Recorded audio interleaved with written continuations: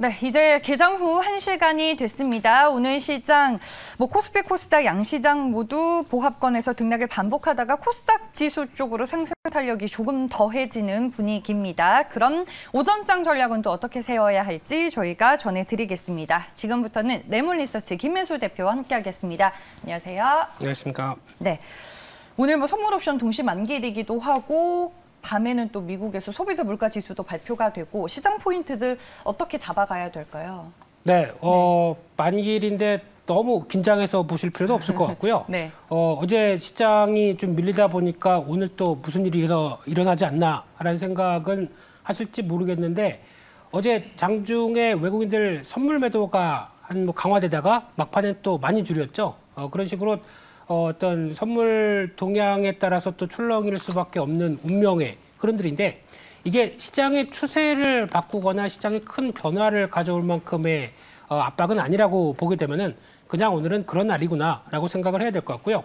혹시나 지금 오늘 또 아마 제가 보기에는 한 1시 정도쯤 이후에 외국인들에 대한 선물 변화가 또 가파르게 나오게 되면은 그에 따라서 시장이 출렁일 수는 있겠는데 네. 오히려 지금 기조에서는 말씀드렸던 선물하고 현물 차이가 이제 안정적으로 들어가기 시작한다라고 하게 되면 프로그램 매수의 변화 가능성이 더 높다고 봐야 될 것 같습니다. 그렇기 때문에 일단 생각하는 것보다 그렇게 시장이 크게 흔들리는 것보다는 오히려 좀 안정적인 모습들이 나올 가능성도 무게를 두면서 또 하나 오늘 CPI 관련된 소비자 물가 지수 때문에 또 시장이 주목을 하고 있는데 이쪽은 결론적으로 말씀드리게 되면은 소비자 물가 지수를 상승시키는 가장 큰 요인은 내부적인 요인 쪽에서 중고차 가격 지수라든가 운임과 관련된 특히 항공운임이 강하게 반영하는 이런 측면 말고 임금이 상승하면서 나올 수 있는 부분들이 전방위적으로 소비자 물가를 이끕니다. 근데 이 부분은 아직까지 확인이 안 됐죠. 고용지표 보면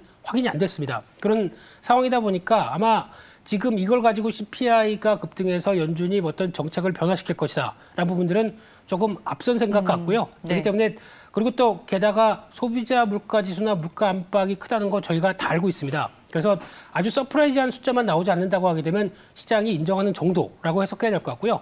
그냥 이것저것 다 빼고 다음 주만까지만 지켜보자라고 하게 되면 다음 주가 또 6월 FOMC죠. 네, 거기도 관련된 내용들 다 우려감 섞인 게 살짝 더 많기 때문에 연준이 그렇게 큰 변화 없다라고 하게 되면 갈 길을 갈 것 같습니다. 네. 그때 되면은 시장이 다음 갈 길을 갈 텐데 그 전까지 그나마 좀 잘 버텨줬으면 하는 바람으로 시장을 바라보는 게 좋을 것 같고요.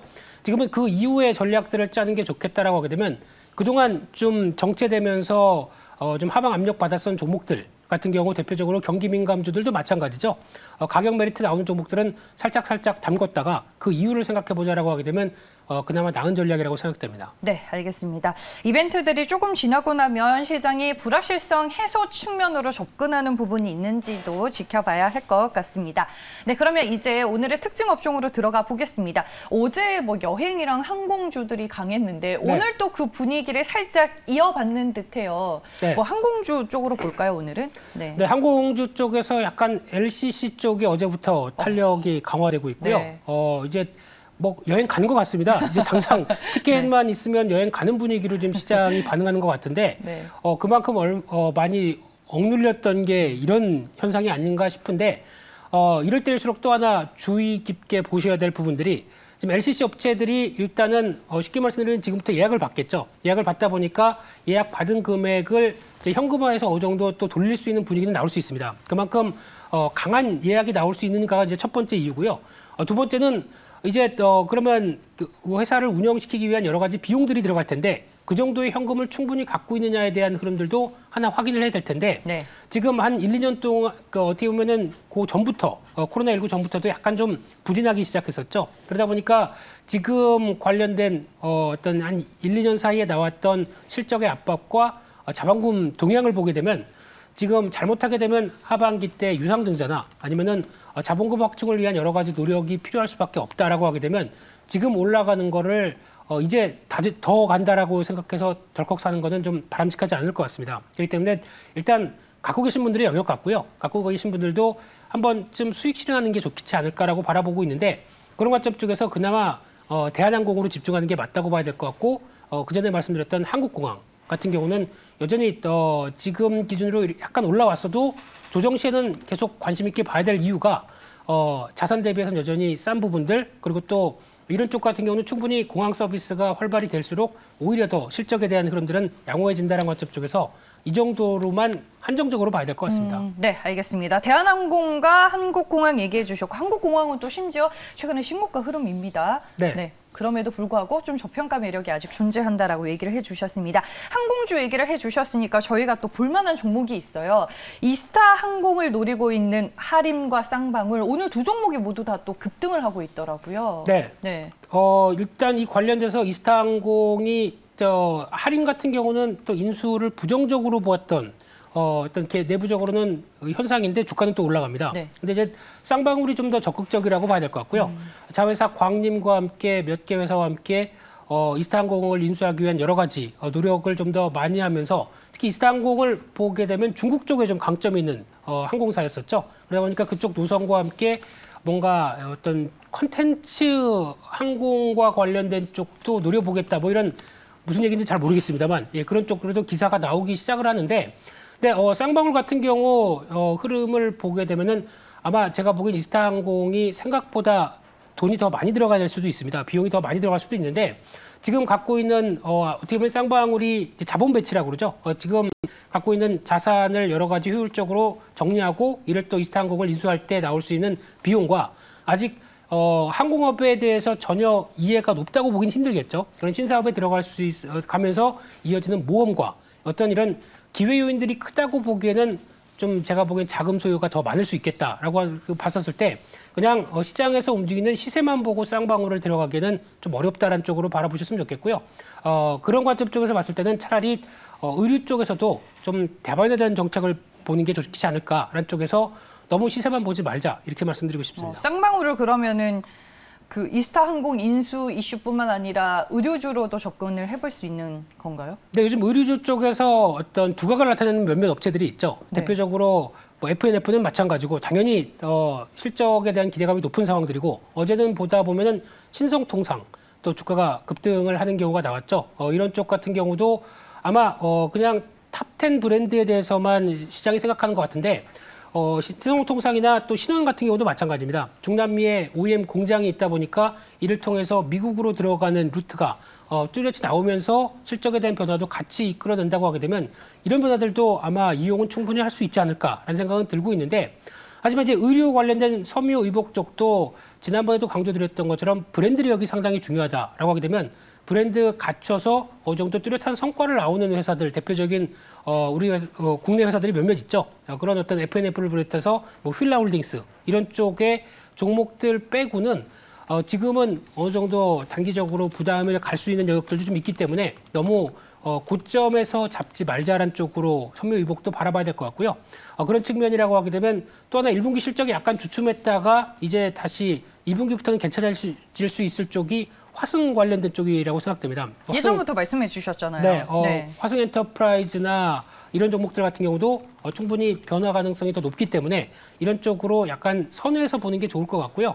아직까지는 섬유의복 쪽에서 시세만 보고 대응하기는 좀 어떤 선별적인 작업이 좀 필요하다고 보여집니다. 네, 알겠습니다. 항공주로 시작을 해가지고 하림 쌍방울로 갔는데 의류주로 저희가 마무리가 됐습니다. 이렇게 해서 뭐 특징 업종은 여기까지 저희가 마무리를 하도록 하겠습니다.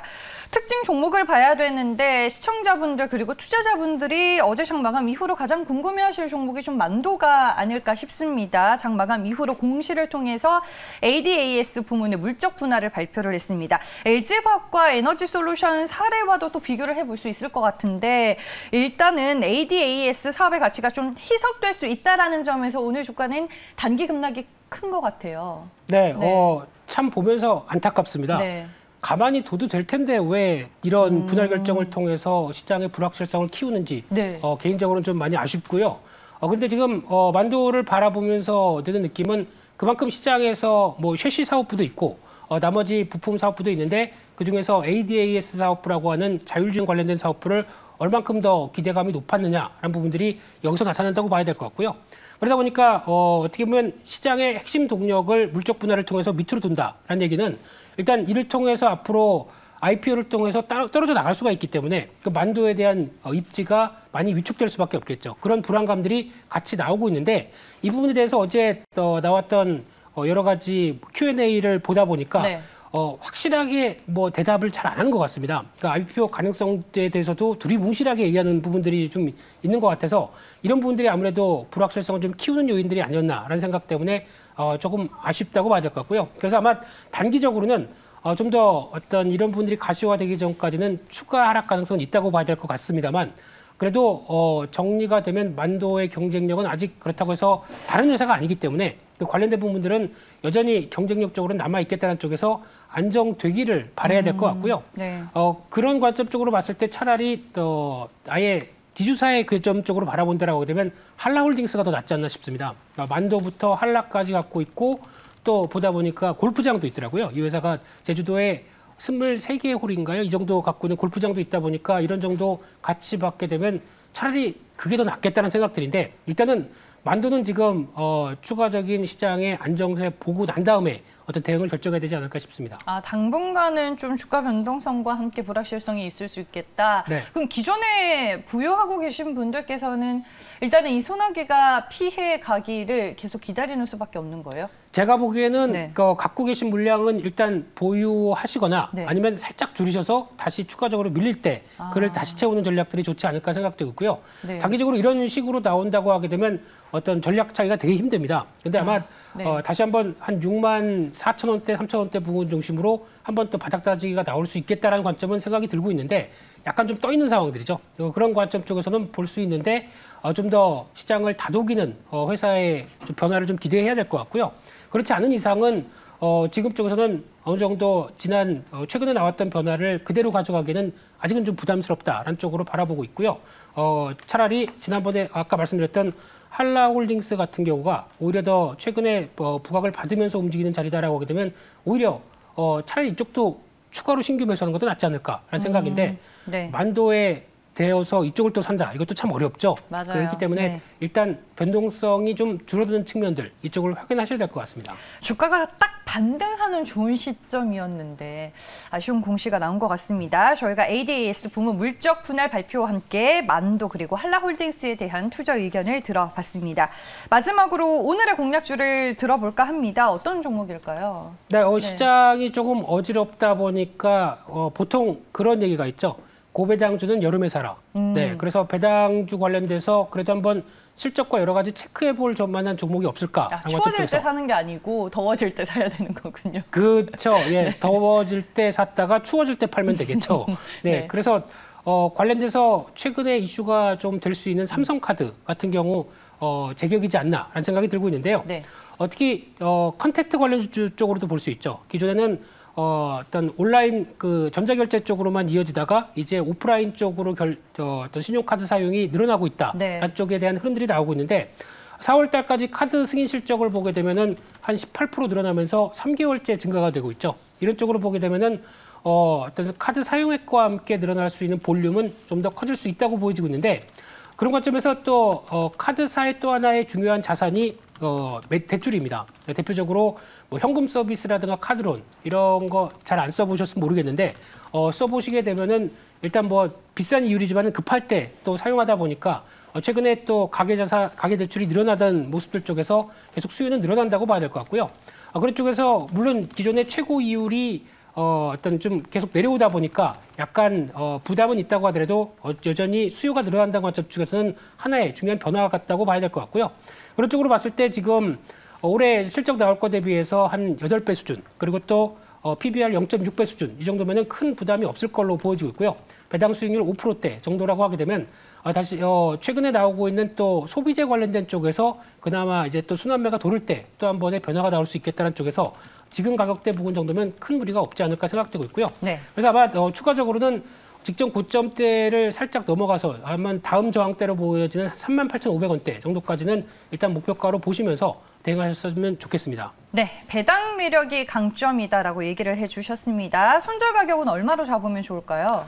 31,500원대 정도로 바라보면서 최근에 또 저점대를 이탈할 가능성이 높은 가격대 정도로 바라보고 있는데 아마 이런 좀 묵직한 종목이라고 해야 될까요? 이런 종목들은 일단 중기 보유 관점 쪽으로 보셔야 될 것 같고요. 단기적으로 급등이 나온다라고 하는 전략보다 급등이 나오면 팔면 되겠죠. 네. 하지만 그런 어떤 보유 전략 쪽으로 가면서 기업 프론들 체크하는 게 더 중요하지 않을까 싶습니다. 네, 알겠습니다. 저희가 오늘의 공략주 삼성카드로 들어봤습니다. 배당이 강점인 투자 포인트 참고해 보시고요.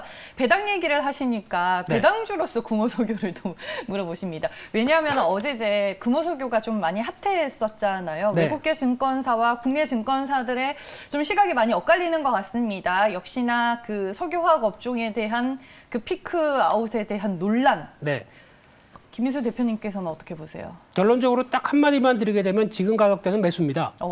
지금 우려감 다 반영해서 이 정도 가격까지 내려왔다고 하게 되면 더 흔들린다고 하게 돼도 계속 추가로 비중을 늘려가는 게 더 맞겠다라고 봐야 될 것 같고요. 네. 그런 관점에서 뭐 외국계 리포트도 마찬가지고 여러 가지 뭐 피크아웃에 대한 부담감이 있다고 하더라도 가장 중요한 거는 수요입니다. 이 정도 과거에 바라봤던 스프레드가 좀 줄었다고 하더라도 수요 기반이 뚜렷하다고 하게 되면 여전히 실적들이 크게 꺾이지 않을 것 같고요. 그러면 적어도 2분기 실적까지만 본다라고 하더라도 다시 반등은 나올 것 같습니다. 그렇기 때문에 그것만 노린다고 하더라도 충분히 이용할 수 있지 않나 생각됩니다.